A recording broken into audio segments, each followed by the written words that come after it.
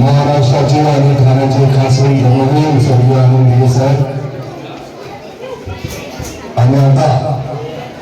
शिवसेनेचे पक्षप्रमुख महाराष्ट्र राज्याचे उपमुख्यमंत्री तुमच्या आमच्या सर्वांचे लाडके भाऊ लाडके बहिणींचे भाऊ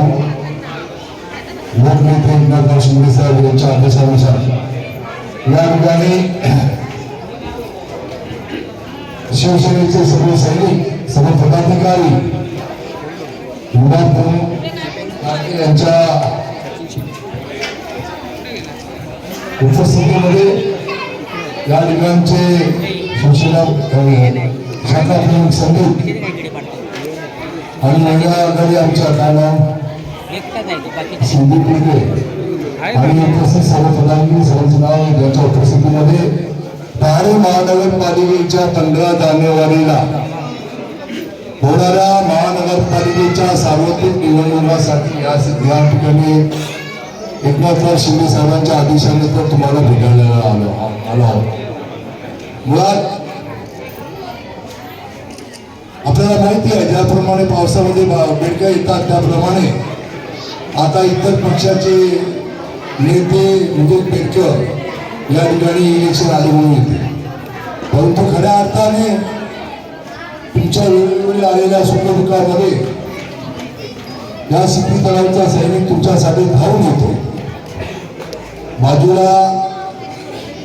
शाखा असल्यामुळे त्या ठिकाणी अत्यंत अत्यंत असले तरी रात्री अपरात्री त्या ठिकाणी तुमचा सैनिक हा तुमच्या मदतीला धावत असतो. आणि या सर्व अडचणी देखील नसते. हा संपूर्ण भाग आपला कमी करा हा संपूर्ण भाग आपला MIDC मध्ये आणि MIDCच्या माध्यमातून अनेक वेळा या घटनावर कारवाई करण्याच्या माध्यमातून आपल्या चाळीवर आपल्या घरावर कारवाई करण्याच्या माध्यमातून इतर पक्षाचे अनेक पदाधिकारी कधी कोर्टात जातात तर कधी शासन दरबारात जातात. परंतु एकनाथराव शिंदे साहेबांनी गरीबी पाहिलेली आहे आणि त्याच्यामुळे गरिबाचा प्रश्न गरिबाचा उद्देश काय आहे.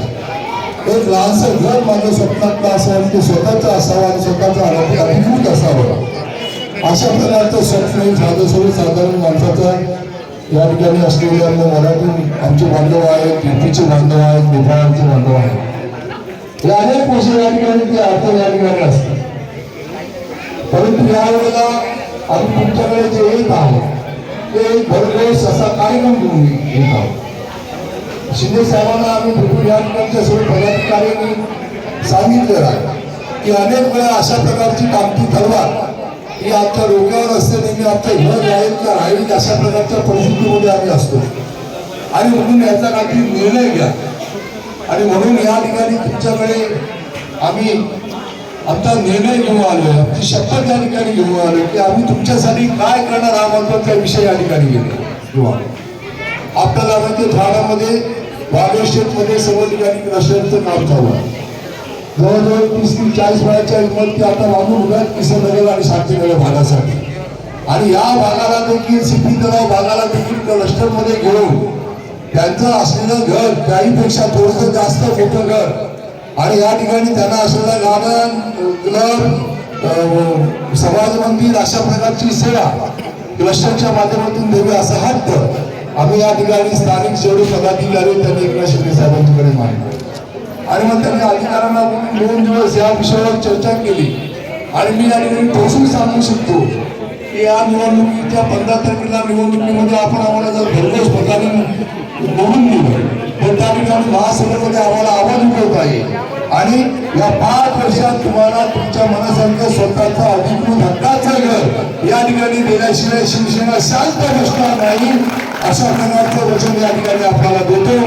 मला वाटतं अनेक लहानसा प्रश्न आहेत मग तो पायवाटा असू दे पाण्याचा प्रश्न असू दे त्या संपूर्ण प्रश्नाचं उत्तर एकच आहे. या ठिकाणी रस्त्याचं डेव्हलपमेंट झालं